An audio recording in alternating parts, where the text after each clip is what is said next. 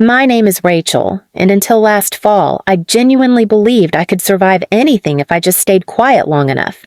I thought family was supposed to protect you, especially when you're a single mom, just trying to raise a kind little girl in a world that doesn't always reward kindness. But what happened in my parents' kitchen shattered every illusion I'd clung to. Please subscribe to our channel and tell us in comments, from where are you watching this video? It was a chilly Sunday afternoon when we visited my parents' house for what was supposed to be a casual family lunch. My daughter, Lila, had just turned 7 the week before. She was shy, sweet, a little clumsy, and gentle to a fault. I dressed her in a little yellow cardigan and brought along a tray of cookies we baked together. I wanted to show them we were doing okay on our own, even without a man beside us. My sister Chloe was already there when we arrived. Her heels clicked on the hardwood floor like they owned the place. She wore designer sunglasses indoors, her makeup flawless, her perfume aggressive. Chloe had always been the star, loud, dramatic, impulsive, praised for her ambition, while my calmness was mistaken for weakness. She looked Lila up and down and said, "You dressed her like a school librarian, Rachel." Mom laughed. Dad didn't even look up from his phone. I ignored the comment. I always did. Lunch started off stiff. Chloe spent most of the time bragging about her latest brand deal, some skincare line she barely used. She made digs at my stay-at-home vibe and suggested I should get back out there because, in her words, no man wants a woman who disappears into motherhood. I looked at my mom, silently asking for backup. She just refilled Chloe's wine glass. It wasn't until dessert that the real storm hit. Lila accidentally knocked over Chloe's teacup while trying to reach for the cookie tray. It happened in a blink. The cup tipped, tea spilled, and some drops splashed onto Chloe's cashmere sleeve. Barely lukewarm, mind you, but Chloe erupted like I'd never seen before. "Are you kidding me?" she screamed, leaping up. "You little brat!" Lila froze, her eyes wide and terrified. "I'm sorry," she whispered, tears welling up. But Chloe wasn't finished. She stormed to the counter, grabbed the fresh kettle Dad had just boiled, yanked it off the base, and without even thinking, flung its contents toward the floor near Lila's feet. I gasped. Lila shrieked and jumped back. Boiling tea splashed across the tile, thankfully missing her by inches. The floor hissed. I rushed forward, pulling Lila into my arms. Her socks were soaked, but her skin was safe. Barely. I turned, eyes blazing. "What is wrong with you?" And do you know what my mother said? "She didn't hit her, Rachel. Don't be dramatic. Chloe's just passionate." I looked at my father. He muttered, "Should have kept the kid seated. No discipline anymore." That moment broke something in me. A silence stretched between us like a crack in the earth. Chloe rolled her eyes, sat down again, and poured herself more tea like nothing had happened. Lila clung to me, crying. I checked her feet, no burns, just pink from fright. But the betrayal? That would take longer to fade. I packed our things quietly. I didn't yell. I didn't fight. I didn't even cry, not yet. I just said, "Thank you for lunch," and left. But as I buckled Lila into her seat, I looked back at that house where I grew up learning that love was conditional, loyalty was selective, and my pain was always too inconvenient to acknowledge. That's when I decided they would never have access to me or my daughter again, not until they learned the meaning of consequences, and I would make sure Chloe understood exactly what passion without boundaries costs. 3 weeks passed.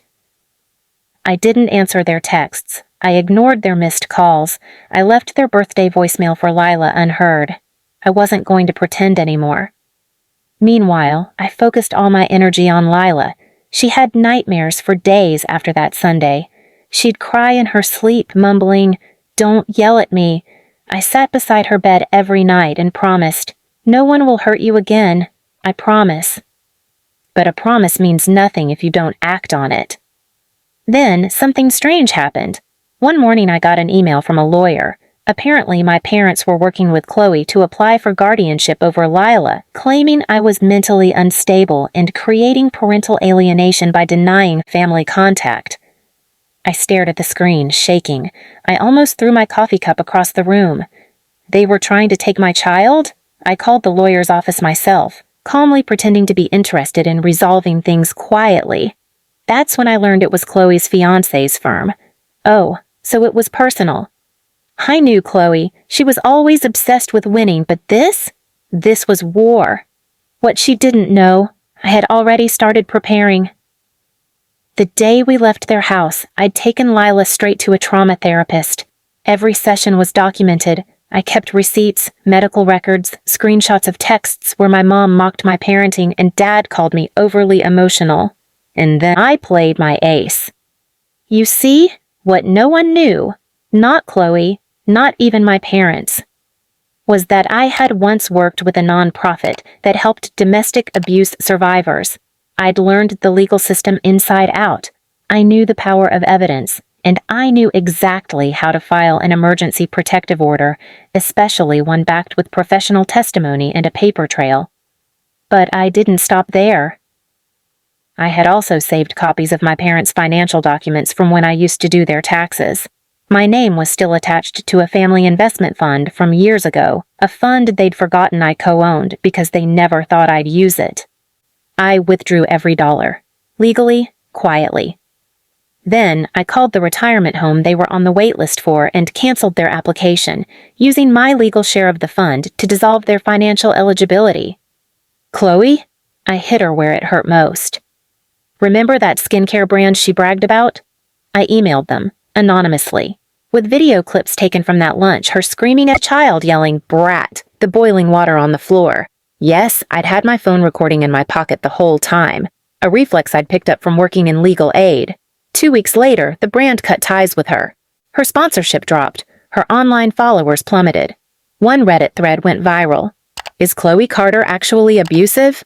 Still, I didn't speak. I didn't show up. I let my silence roar. The final straw? My parents showed up at my doorstep. They didn't knock. They banged. Rachel, this has gone too far. Lila was at school. I opened the door, calm, collected, holding the legal restraining order in my hand. You are no longer allowed within 200 feet of me or my child, I said.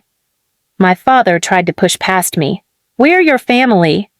No, I said, you're their family, but you were never mine. He turned to Mom. Say something. She crossed her arms. Rachel, she didn't mean to hurt Lila. It's called being dramatic. I raised my voice for the first time in years. That's not drama. That's abuse, and you enabled it. They flinched.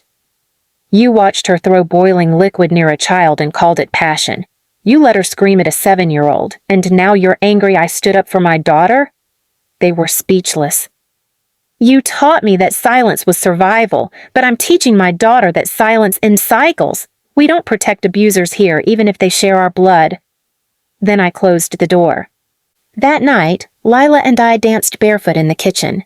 We ate cookies. We laughed. For the first time in years, I felt free. But I wasn't done yet.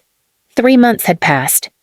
Lila was healing. She still had moments flinches when a voice raised, or when someone moved too fast, but she was blooming again. She painted every day. She laughed more. Her therapist said the transformation was remarkable. Me? I was finally building something of my own. It started with a local community group for moms like me, women who had been gaslit by their families, dismissed by courts, or called dramatic for protecting their children. We met once a week, then twice, then soon I had enough stories to realize. This wasn't just my story. It was happening everywhere. I wasn't alone. So I built something bigger. With help from a former lawyer friend, I registered the Quiet Flame Project, a support network and legal fund for mothers escaping family-based emotional abuse. We got local coverage, then regional. A blogger picked it up. A viral TikTok creator interviewed me anonymously. The phrase from that clip spread everywhere. If they call her passionate, ask them why the child's still crying. Meanwhile, Chloe? She tried to pivot to being a healing coach online. But it didn't work. The brand partnerships were gone. Old DMs of her mocking fans leaked. A mother she bullied during a live stream came forward, then another, and another. Eventually, her Instagram was wiped clean. She reached out to me once. An email with the subject, "Let's end this war." I didn't reply. I didn't need to, because the final blow was already in motion. At my daughter's school's spring showcase, Lila stood on stage in front of hundreds of parents. She was reading a poem she'd written herself. I didn't know what it would be.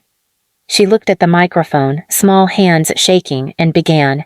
My family said I should be quiet, but quiet felt like drowning. My mom said, "Speak louder." So I did, and the whole world started listening. When she finished, people stood and clapped. Some were crying. I was crying. In that moment, I didn't need revenge. I didn't need apologies or dramatic confessions, because I had the truth. And my daughter had her voice. As the crowd applauded, I looked to the back of the room, and there they were, my parents. Standing far behind, not clapping, not smiling, just watching. They weren't invited, but I wasn't surprised. They looked older now, diminished, outsiders in a world they once ruled through fear and control. And when Lila stepped off that stage and ran into my arms, full of light and safety and fire, I realized something. They'd lost. Not because I fought them, but because I didn't become them. Because I chose to protect, not to please. Because I built a life where my daughter would never again question if she mattered. So when my mom whispered from the back, "Rachel, please," I held Lila close, kissed her forehead, and turned my back to them. "Let's go home," I said. We walked away. Justice wasn't screaming in court. It was walking away without needing their validation. It was raising a child who knew her worth. And that was the sweetest revenge of all. Please subscribe to our channel and tell us in comments from where are you watching this video.